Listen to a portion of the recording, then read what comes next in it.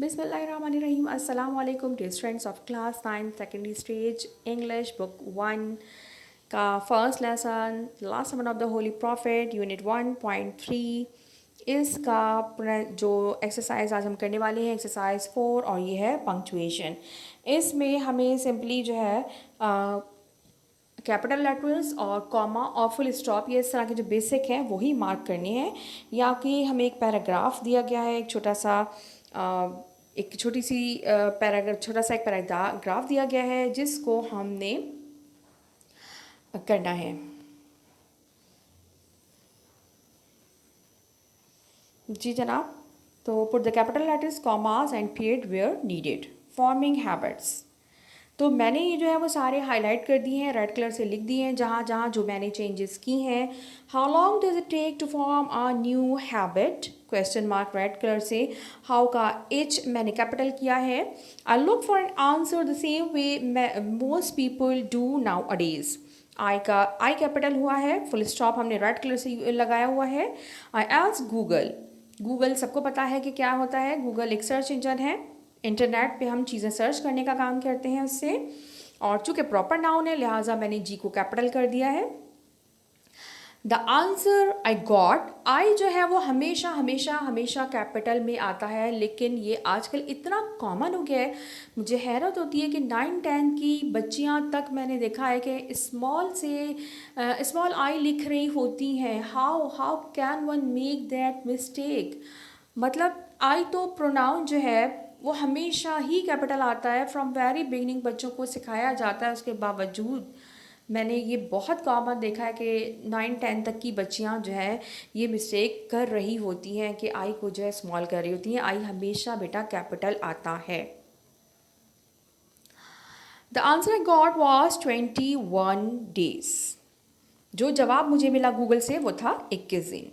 It seem that if you repeat a behaviour every day for 21 days, you can form a brand new habit. Comma, inverted comma जो भी आ रहा है वो सब मैंने capital से लिखा हुआ है, सॉरी रेड से लिखा हुआ है। देन आई आस्क्ड, फिर मैंने पूछा, अब चूँकि क्वेश्चन स्टार्ट हो रहा है लिहाजा मैंने इसको यहाँ से कॉमा लगा के, ये यहाँ पे थोड़ी सी मिस्टेक हो गई है, कॉमा जो है वो रेड से नहीं हुआ है और यहाँ पे चूँकि स्पेस में खल में आनी थी वो नहीं आई है, इसलिए ये रेड मार्क आपको नज़र आ रहा है।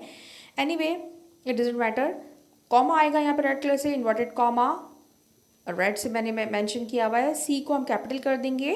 Can one change all types of behaviour in 21 days और जस्ट सम टाइप्स, क्या कोई शख्स 21 दिन में कोई बिहेवियर तब्दील कर सकता है या कुछ टाइप्स को चेंज किया जा सकता है।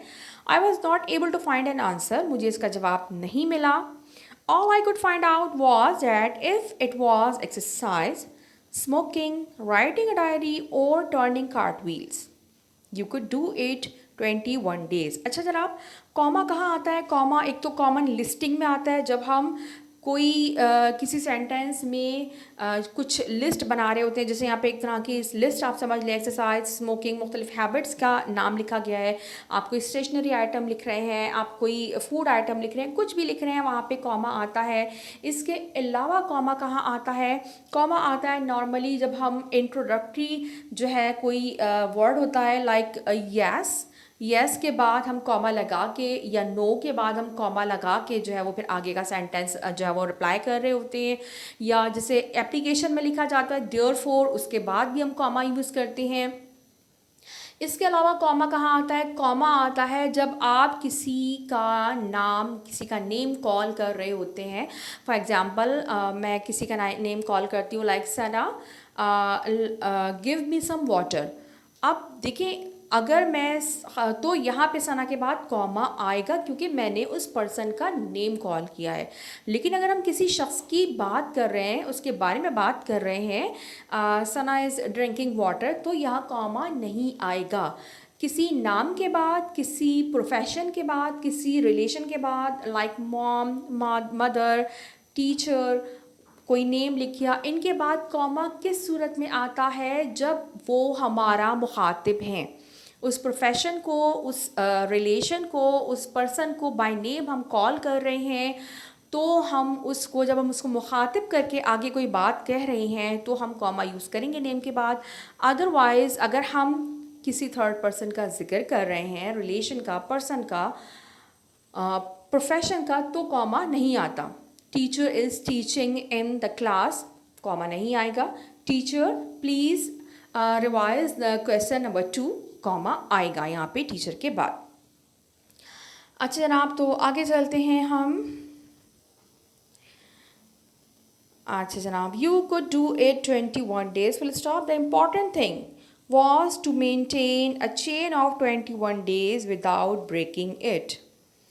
वन साइकोलॉजिस्ट मिस्टर मोहन, अब मिस्टर का एम कैपिटल होगा, मोहन का एम कैपिटल होगा, decided to do some research to find out if all new habits could be formed in just 21 days, full stop. About 100 people from the Multan university, अगर मैं खाली university की बात कर रही हूँ, from a university, from any university, तो यहाँ पे यू स्मॉल ही रहेगा।